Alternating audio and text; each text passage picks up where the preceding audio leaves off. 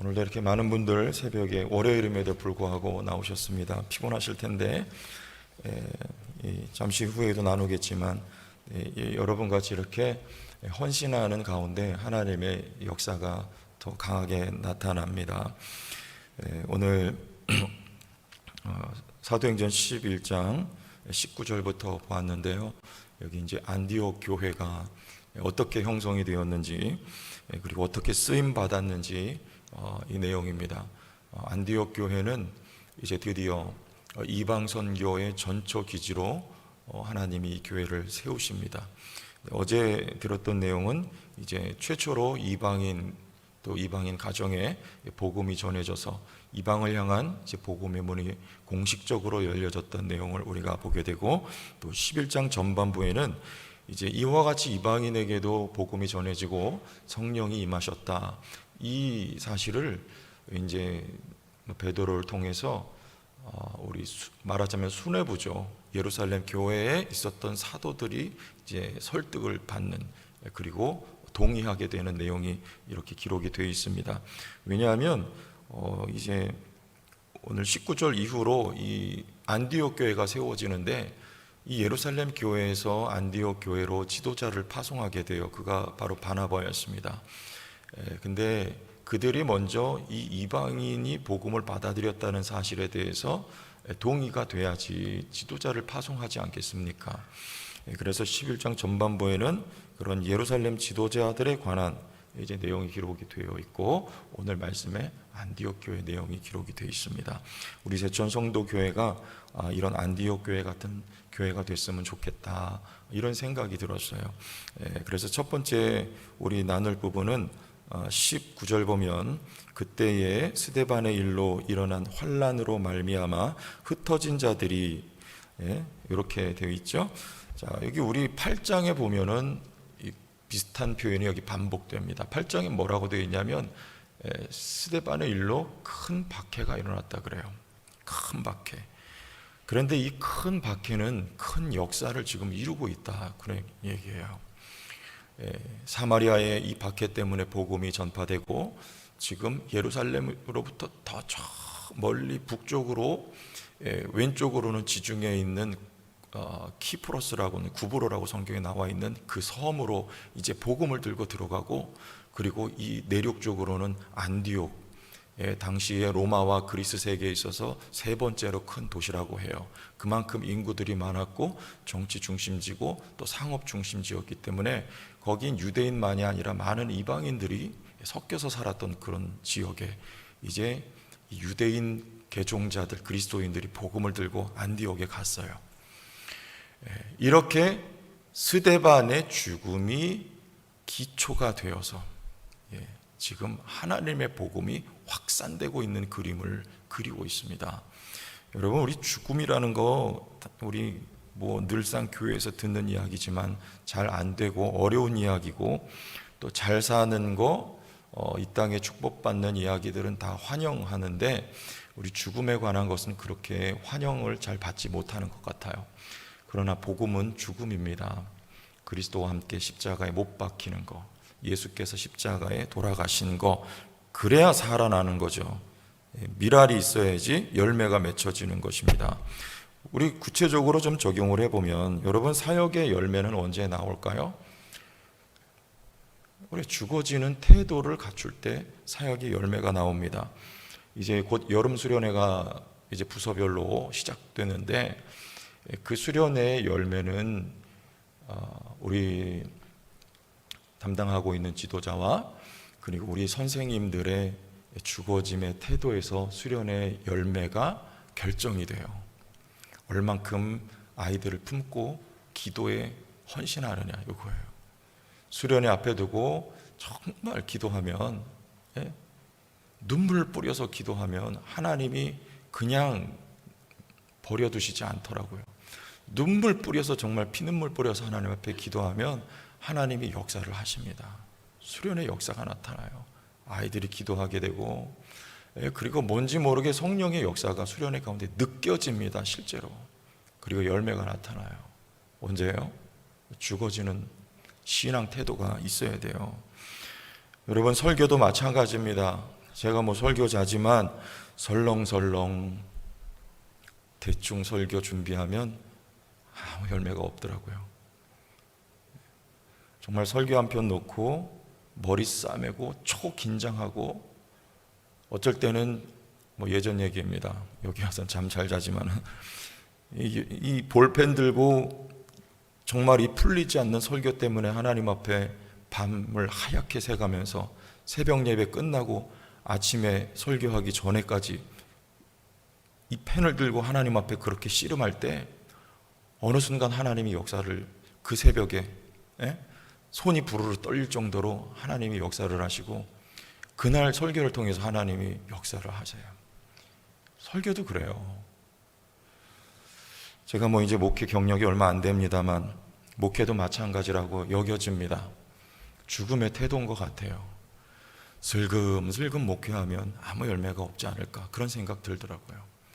이 하나님이 주어진 이 목회 사역에 나의 삶을 갈아넣는 심정으로 목회에 올인해야 하나님이 열매를 주시겠다, 그렇게 믿습니다. 여러분, 사역이 그래요. 사역이 스데반이 죽어서 그 죽음이 토대가 되어서 복음이 온 땅에 확산되는 것입니다. 여러분, 하나님 맡겨주신 사역 우리 그렇게 감당했으면 좋겠습니다. 그게 능력이에요. 작은 것 하나라도 작은 게 아니더라고요. 작은데 충성하니까 하나님이 큰 것을 더해 주시더라고요. 여러분, 작은 일에 그런 심정으로, 죽어짐의 심정으로 여러분 감당하는 우리 모두가 됐으면 좋겠습니다. 그게 성도교의 능력이에요. 그게.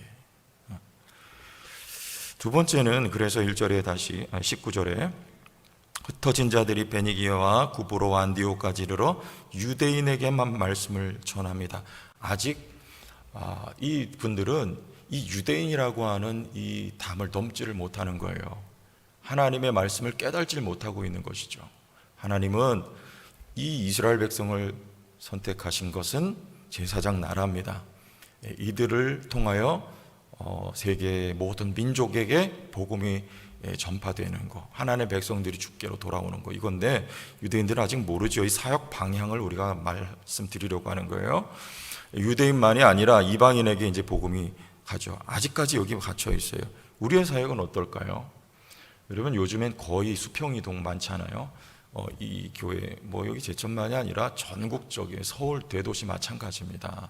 거의 다 한 교회가 이런 거예요. 어떤 뭐 급성장했다 그러면은 한 가지, 두 가지예요. 목사님이 영향력이, 한 가지는 뭐 메시지가 탁월하다든가, 그래서 글로 막 이게 쏠리는 거죠. 분당에 있는 어떤 교회 뭐 그런 거예요. 그리고 하나는 그 지역에 큰 교회가 있는데 그 교회가 문제가 있어가지고 교인들이 흩어졌어요. 그러면 이 교인들이 어느 교인으로 확 다 쏠리는 거죠. 뭐 그거를 우리가 부흥이라고 할지 모르겠지만 그런 현상들입니다. 거의 많은 부분이. 그런데 우리는 이 담을 넘어야 돼요. 물론 우리 신앙생활 하다가 주변에 교회 다니는 분들 소개로 교회 오시는 거 물론 좋습니다. 우리가 오시겠다는데 거부할 이유는 없잖아요. 얼마든지 함께 좋은 교회가 되어서 신앙생활 하고 싶다는데, 그런데 그 벽을 넘어서 우리는 불신자 전도를 해야 되는 거예요. 우리 성도교회 믿습니까? 하나님 원하시는 거예요. 불신자 전도 어렵다. 그런데 이방 선교 해야 돼. 이방 선교. 그래서 요즘에 길거리 나가서 전도지 전하는 것도 물론 우리는 다 해야 돼요. 이건 필요 없다, 이건 아닙니다. 가만히 있는 것보단 뭐라도 해야 돼요. 실패하는 것보다 더 나쁜 건 가만히 있는 겁니다. 실패해도 우리가 뭔가를 시도하는 거, 이게 중요한 거예요. 전도지 나가서 전하고 뭐 마스크도 전하고 다 해야 돼요. 그러나 지금 이 시대에 적합한 거 제가 볼 때는 관계 전도입니다. 우리 삶의 현장에서 여러분, 그래서 반상회도 나가고 다 하라는 얘기입니다. 관계 맺어야 되기 때문에 그래요. 저도 많이 모색을 합니다. 어떻게 이 관계 전도를 할 것인가. 뭐 안경점 하나 가더라도 사장님하고 대화를 통해서 이분이 교회 다니다 말았대요. 그래서 앞으로 어떻게 전도를 좀 해봐야 되겠다. 이런 궁리를 하게 되는 거예요. 그래서 우리 불신자를 전도해, 안 돼도 해야 됩니다. 그 가운데 전도 받을 사람이 있어요. 반드시 있습니다. 우리가 안 하는 거예요. 우리 성도교회 하나님 기뻐하시는 사역 방향을 가지고 나갈 수 있었으면 좋겠어요. 유대인에게만 말씀을 전하면 안 되는 거예요. 이방인에게 나가야 되는 거예요. 이게 하나님 기뻐하시는 거예요. 불신자 전도해야 되는 거예요. 죽어가는 영혼들 가운데 하나님 택한 사람들을 우리가 찾아내는 겁니다. 설득시키는 게 아닙니다. 하나님이 택한 사람들이 있어요. 그들에게 예수 믿으세요 하면 믿는 사람들이 있다니까요. 우리 성도교회는 이런 사역 방향 가지고 나가야 돼요. 그때 어떻게 됩니까? 21절, 주의 손이 그들과 함께 하심에 수많은 사람들이 믿고 주께 돌아오더라. 주의 손이 왜 그들과 함께 했을까요? 어디에도 말하니까 구브로와 20절에 몇 사람이 안디옥에 이르러 헬라인에게도 말하여 주 예수를 전파하니 주의 손이 그들과 함께 하셨대요. 헬라인이 이방인에게 복음 전하는 게 하나님 기뻐하시는 일이었기 때문에 주의 손이 그들을 밀어주시는 거예요. 그들을 사용하시는 것입니다. 이게 하나님 기뻐하시는 사역 방향이에요. 잘 알고 있죠? 바울이 아시아로 가려고 해요. 그거는 하나님이 원하시는 방향이 아닙니다. 유럽으로 가야 되는 거예요. 우리 성도교회에 원하시는 하나님의 사역 방향, 오늘 말씀의 근거로 여러분 우리 불신자 전도하는 교회가 되길 바랍니다. 그때 주의 손이 밀어주실 거예요. 함께 하실 거예요. 그리고 수많은 사람들이 믿고 주께 돌아오는 역사가 일어날 줄 믿습니다.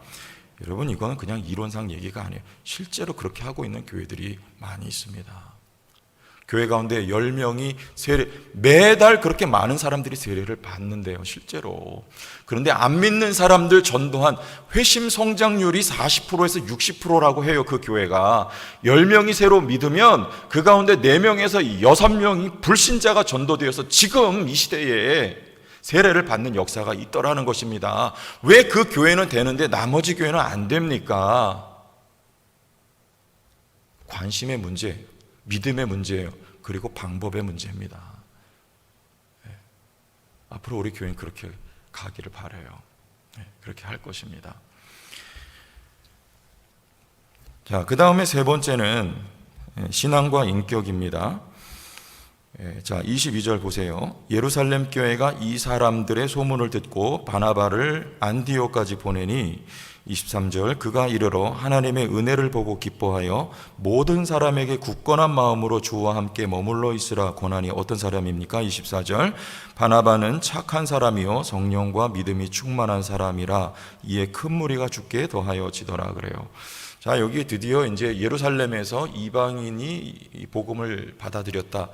이런 소문을 듣고 이제 일꾼을 파송을 합니다. 그가 바나바였어요. 여러분 이 바나바를 소개할 때 성경은 첫째 뭘 꼽습니까? 오늘 말씀에 착한 사람이래요. 두 번째 성령과 믿음이 충만한 사람이래요. 근데 이거는 따로 별개가 사실은 아닙니다. 건강한 모습은 성령과 믿음이 충만한 사람은 인격도 좋은 거예요. 저는 과거에 그런 생각을 했었어요. 굉장히 믿음은 좋아요. 막 병도 고치고 그런 분인데 이렇게 제가 가까이에서 보다 보니 가까이서 봐서 그런가요? 참 신앙과 인격은 별개인가 보다. 제가 그런 생각을 한 적이 있어요. 그런데 정상은요, 신앙과 인격은 같이 가는 거예요. 여기 착한 사람이라는 건 이 바나바의 인격을 말하는 겁니다. 하나님은 이것을 쓰신 거예요. 이 바나바가 없었으면 바울이 있었을까요? 바나바가 있어서 이 예루살렘 지도자들과 바울이 만나고 교제할 수 있었던 거예요. 그래서 이 시너지 효과가 나타날 수 있었던 거예요. 네? 그리고 오늘은요, 학자들은 그래요. 이 바나바가 성경에는 이 바나바가 파송받은 걸로 이렇게 우리가 읽게 되지만 사실은 바나바가 그의 인격을 볼 때에 자원했을 것이다 그렇게 보는 거예요. 왜냐하면 지금 이거 이방인들 아닙니까? 이 이방인들을 품을 수 있을 만한 인격의 소유자는 바나바밖에 없었던 것입니다. 여러분 우리 성도교회 품는 교회가 되기를 바랍니다. 품어야 돼요. 인격이 신앙 인격입니다. 그래 우린 바다 같은 마음들 다 갖기를 원해요. 저도 그렇게 하려고 노력합니다. 네? 저희 친척 어르신 가운데 저한테 꼭 부탁하신 게 그거예요. 제가 그래서 그런 얘기 할 수 있어요. 아무개야, 너는 사람은 10명이 있으면 다 종류가 달라. 응? 그런데 그 가운데 너하고 맞는 사람하고만 네가 친하면 네 주변에 나머진 아무도 남게 되지 않을 거야. 그러니까 너는 모두를 다 받아들이고 모두를 다 품어라. 특히 너는 목회자니까. 제가 그 말씀이 정말 제 뇌리에서 떠나질 않아요. 여러분, 바다는 모든 그 강물을 다 바다는 수용하는 거예요. 예? 그래서 바다가 넓은 거 아닙니까? 여러분들, 우리 모두는 바나바와 같은 인격의 소유자가 되기를 원합니다. 품어야 돼요. 나랑 안 맞아도, 색깔이 달라도, 성격이 달라도요. 예? 심지어는 나한테 못된 짓을 해도 여러분, 우리가 품을 수 있어야 돼요. 그래야지 하나님의 선한 뜻이 이루어지는 것입니다. 인격이 중요한 거예요. 교회는 성령의 충만함과 믿음이 있어야 돼요. 그러나 그에 버금가는 인격이 돼야 됩니다. 인격이 훌륭한 공동체가 좋은 교회가 돼야 되는 거예요. 그 교회 가는데 왠지 모르게 따뜻하다 이따 나오지만은 그런 것이 느껴져야 돼요. 그 다음에 분위기입니다. 26절 보세요. 만남의 안디옥에 데리고 와서 둘이 교회에 1년간 모여 있어 큰 무리를 가르쳤고 제자들이 안디옥에서 비로소 그리스도인이라 일컬음을 받게 되었더라. 그리스도인이라, 왜 이런 별명이 붙었을까요? 이 안디옥 교회 교인들은 항상 그리스도를 말했어요. 그래서 그들을 그리스도인, 이렇게 별명을 붙였습니다. 여러분, 우리 교회의 분위기가 좋아야 돼요. 어디 가서 여러분 교회 소개할 때 뭐라고 말하겠습니까? 우리 교회 좋은 교회입니까? 나쁜 교회입니까? 말씀해 보세요. 마스크 써도 말은 할 수 있죠? 좋은 교회입니까? 나쁜 교회입니까? 시끄러운 교회입니까? 은혜가 충만한 교회입니까? 맞습니까? 교회 분위기예요. 여러분, 항상 어떤 말을 해야 되겠습니까? 예수 말하기를 바랍니다. 그리스도인입니다. 우리는 그리스도인은 예수를 항상 말하기 때문에 그리스도인인 거예요. 다른 얘기는 우리 안 했으면 좋겠습니다. 교회 분위기가 그리스도로 가득하게 되기를 원합니다. 예수 말하세요. 나 같은 죄인 살리신 예수. 만나면 구역 모임할 때 소그룹 할 때 예수 말하는 거예요. 우리는요. 나눔이 그겁니다. 내가 한 주간 이렇게 실패했는데 주님의 은혜로 나 같은 죄인이 오늘 이 자리에 있게 됐어요. 난 이런 연약한 부분이 있습니다. 그러나 나는 주님께 나를 맡깁니다. 예수 말하는 거예요. 저 사람은 왜 저럴까가 아니라 그에게도 누가 필요합니까? 예수가 필요합니다. 우린 저를 위해서 같이 기도합시다. 이게 교회 분위기입니다. 이 분위기가 좋아야 교회가 잘 되는 거예요. 성도교회가 제천에 이런 분위기 좋은 교회로 다시 세워지기를 원합니다. 이제는 완전히 달라지길 바라요. 분위기가 여기서부터 달라져야 되는 거예요. 그 분위기가 밖으로 번져나가야 되는 거예요. 성도교회 그러면 그 교회는 예수로 충만한 교회예요. 이방인 선교, 불신자 전도에 힘쓰는 교회야.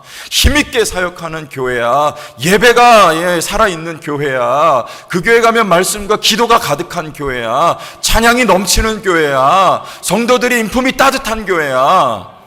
교회가 이렇게 돼야 될 줄로 믿습니다. 완전히 바뀌어야 되는 거예요. 이렇게 이제 저부터 여기 계신 여러분 모두가 많이 나오셨잖아요. 여러분이 교회 분위기를 주도하는 모든 분들이에요. 그래서 우리 5절에 다시 한번 다섯 번째 24절에 그래서 이렇게 되는 거예요. 한번 다시 읽겠습니다. 바나바는 착한 사람이요 성령과 믿음이 충만한 사람이라 이에 큰 무리가 주께 더하여지더라. 여기 사도행전에 이 사람 수가 더하여진다. 6장에 가면 예루살렘 교회에 제자의 수가 심히 많아졌다. 이건 다 수동형이에요. 내가 사람 끌어오는 것 노력도 물론 좋습니다. 그러나 그 본질적인 교회의 숫자, 우리 부흥이라고 만약에 표현을 합시다. 부흥의 결과는요, 하나님이 더하여 주셔야 되는 거예요. 뭐 위치가 좋다, 뭐 좋다, 그거 아니에요. 하나님이 여기 사람들 붙여주셔야 되는 거예요. 하나님이 몰아주셔야 되는 거예요. 옥하는 목사님 어느 순간 몰라요. 그런데 하나님이 막 젊은이들을 보내주시고 교회가 막 성장하는데 목사님이 감당을 못 하시겠다는 거예요. 이거를 어떻게 해야 될 것인가. 하나님이 해주시는 거예요. 이유가 있을 때. 무슨 이유입니까? 예루살렘 교회에 스데반 박해가 일어나기 전에 수가 많아져요. 거기 박해가 임하니까 이게 확산이 되는 것을 목표하고 하나님이 숫자를 늘려주셨던 거예요. 여기 안디옥 교회는요, 이방 선교의 전초 기지였습니다. 여기서부터 바울과 바나바가 파송을 받고 안디옥 교회가 전초 기지가 되어서 이제 이방 선교로 향하여 주의 복음이 확산되어 나가야 할 것이기 때문에 주께서 이 교회에 복을 주시는 거예요. 우리 제천 성도교회 이방 선교의 전초 기지가 될 수 있길 바랍니다. 온 세계 선교의 전초 기지가 우리 성도교회가 되었으면 좋겠어요. 뭐 전초 기지는 서울에서만 되어야 됩니까? 아니면 부산에서만 되어야 됩니까? 대도시만 됩니까? 뭐 중소도시는 안 돼야 될 특별한 이유라도 있습니까? 저는 없다고 봅니다. 우리 믿음에 달려 있어요. 우리가 이런 좋은 교회 되면 됩니다. 우리에게 뚜렷한 비전이 있으면 됩니다. 이방 선교하는 교회, 세계 선교하는 교회, 북한 선교하는 교회. 제천이 위치가 어디입니까, 여러분? 가운데 있잖아요, 정확하게. 우린 중부 것만 책임지는 게 아니에요. 청주에 뭐 중부 무슨 교회가 있던데요. 지렛대가 되었으면 좋겠어요. 지렛대는 뭐 하는 거예요? 들어 올리는 거잖아요. 우리 성도교회가 대한민국을 들어 올리는 교회가 되길 원합니다. 대한민국 복음으로 들어 올리는 거예요. 저 북한을 포함하여서 정확하게 우리 가운데 있잖아요. 그 세계를 들어 올리는 교회가 되기를 원합니다. 할 수 있잖아요. 누가 밀어줍니까? 우리가 이 합당한 방향성 가지고 우리가 그런 교회 대회 나갈 때 주의 손이 그들과 함께하여서, 주의 손이 성도교회가 함께하여서, 내 손은 안 돼요. 내 손은 꿈도 못 꿀 일입니다. 주님의 손은 가능한 거예요. 주의 손에 붙들리면 되는 거예요. 막대기가 하나님 손에 붙들리면 그때부터 하나님의 지팡이가 되는 겁니다. 우리 성도교회가 이런 안디옥 교회, 이 시대의 안디옥 교회가 될 수 있기를 주의 이름으로 축원합니다.